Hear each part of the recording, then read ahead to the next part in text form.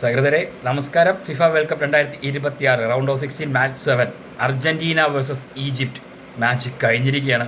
3-2 Argentina ജയിച്ചിരിക്കുകയാണ്. എൻ്റെ പൊന്നോ ഒന്നും പറയില്ല.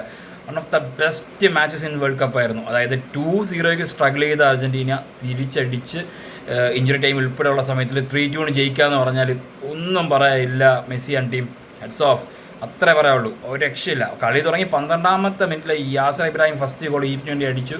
ഫസ്റ്റ് ഹാഫ് മുഴുവൻ ഈ സ്കോറിൽ തന്നെയാണ് കളി തീരുന്നത്. അതിനിടയ്ക്ക് ഒരു മെസ്സി ഒരു പെനാൽറ്റി മിസ് ചെയ്തായിരുന്നു.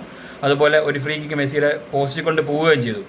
സെക്കൻഡ് ഹാഫ് അതിന് ഒരു ഗോള് ഈജിപ്റ്റിൻ്റെ ഡിസലോ ചെയ്യുകയും ചെയ്തായിരുന്നു. അത് അവരെ എന്താ പറയുക, ഗോൾ അടിച്ചത് ഇനിഷ്യലി ബിൽഡപ്പ് കൺസ്ട്രക്ട് ചെയ്യുന്ന സമയത്ത് ആദ്യമേ ലിസാൻഡ്രോ മാർട്ടിനസിനെ ഫൗൾ ചെയ്തതായിട്ട് വാർ കണ്ടെത്തിയതിനെ തുടർന്ന് ഡിസലോ ചെയ്തത്. അത് കഴിഞ്ഞ് മുന്നോട്ട് പോയി സെക്കൻഡ് ഹാഫിൽ എന്താ പറയുക, മുസ്തഫ സീഖ് 54 മിനിറ്റിൽ അടിക്കുന്നതോടുകൂടി അവർ ഈജിപ്റ്റ് ഫുള്ളി പമ്പായി. പക്ഷേ അർജൻറ്റീന പ്ലേയേഴ്സിൻ്റെ ഒരു പ്ലെയറിൻ്റെ പോലും ഷോൾഡർ താന്നിട്ടുണ്ടായിരുന്നില്ല. തിരിച്ചവർ നെഞ്ച് പിടിച്ച് അപ്പാവുകയാണ് ചെയ്തത്. അവിടെ നിന്നാണ്, അതാണ് ചാമ്പ്യൻസിൻ്റെ ഒരു ലുക്ക്. അവിടെ നിന്ന് കളിച്ചു തുടങ്ങുന്ന രീതിയും. അത് മാത്രമല്ല, ഓൾറെഡി ചാമ്പ്യൻസ് ആയിട്ടുള്ള അർജൻറ്റീനയെ സംബന്ധിച്ചോളം വളരെ കാമായിട്ട് കളിക്കുകയാണ്. കാരണം ഓൾറെഡി അച്ചീവ് ചെയ്തതിൻ്റെ ആ ഒരു കാംനെസ് അർജൻറ്റീനയുടെ കളി അതിനുശേഷം കണ്ടു. അതിനുശേഷം ക്വിക്കായിട്ട് മൂവ് ചെയ്യുന്നു. എന്താ പറയുക, നമ്മുടെ മെക്കലിസ്റ്ററും എൻസോ ഫെർണാണ്ടസൊക്കെ ആയിട്ട് ക്വിക്കായിട്ട് മൂവ് ചെയ്യുന്നതോടി മെസ്സിക്ക് കുറച്ചുകൂടെ ഫ്രീ ആയിട്ട് സ്പേസ് കിട്ടുകയും അത് എന്താ പറയുക, ഔട്ട്സ്റ്റാൻഡിങ് ഫൈറ്റിംഗ് സ്പിരിറ്റ് തന്നെയാണ് അർജൻറ്റീന കാഴ്ചവെച്ചത്. ഒന്നും പറയില്ല. ഫുൾ ബാക്സ് ഫുള്ളി അപ്പായി പുഷ് ചെയ്ത് ഫ്രണ്ടിലോട്ട് പോയി ചെന്ന് കളിക്കുന്നു. ഫസ്റ്റ് ഗോൾ 61ാമത്തെ മിനിറ്റിൽ ക്രിസ്ത്യാനോ റൊമേറോ ഗോൾ അടിക്കുന്നതോടുകൂടി ശരിക്കും പറഞ്ഞു കഴിഞ്ഞാൽ എന്താ പറയുക, അതിനു മുമ്പേ 52ാമത്തെ മിനിറ്റിൽ ഈജിപ്റ്റ് ബാക്കിലോട്ട് ഡിഫെൻസീവായിട്ട് പ്ലേ ചെയ്ത് തുടങ്ങിയായിരുന്നു.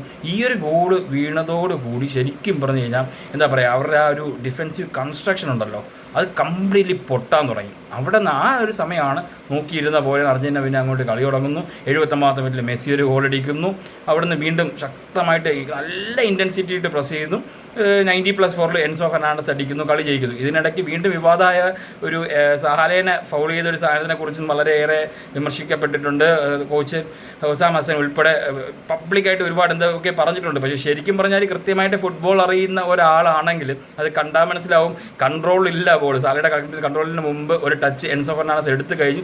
അത് തിരിച്ച് സാല കാലടിക്കുന്നത് ആക്ച്വലി സാലയ്ക്കാണ് കാൽ ഇട്ടേണ്ടതെന്ന് പലർക്കും ഇപ്പോഴും മനസ്സിലാവുന്നില്ല. എന്താണെന്ന് എനിക്ക് മനസ്സിലാവില്ല. എന്തായാലും ഒന്നും പറയില്ല. കൺകുളിരിയ വൺസ് അഗെയിൻ അർജൻറ്റീന പൊളിച്ചെടുക്കുന്ന കാണാൻ കഴിഞ്ഞാൽ ഒരുപാട് സന്തോഷം. അടുത്ത കളിയുടെ വിശേഷമായിട്ട് കാണുമ്പോഴേക്കും ബൈ.